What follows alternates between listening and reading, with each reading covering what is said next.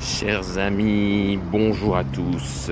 Voici venu le temps de vous parler de l'Espagne qui apparaît de plus en plus comme le pivot du monde libre. Nous l'avons vu à l'occasion de l'opération Epic Fury à laquelle le Premier ministre Sánchez s'est opposé vigoureusement et assez seul sur la scène internationale et européenne.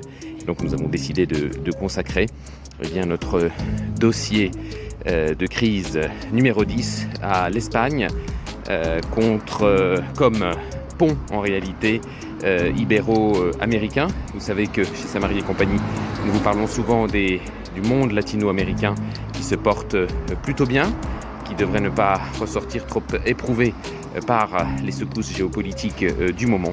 Eh bien, vous n'êtes pas sans ignorer les liens intenses et même renforcés par l'Espagne de Sánchez avec un certain nombre de pays latino-américains. Je pense au Brésil, je pense au Pérou, au Paraguay ou secondairement à l'Argentine.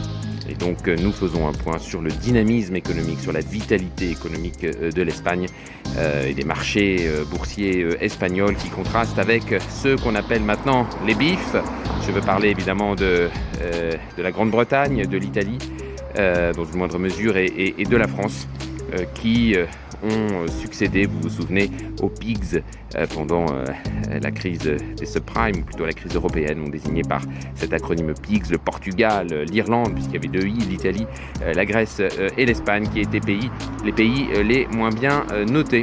Maintenant, ce sont les BIF et se trouve en face l'Espagne. Merci de votre fidélité. Dossier numéro 10 à retrouver prochainement. Merci de votre fidélité, à très vite.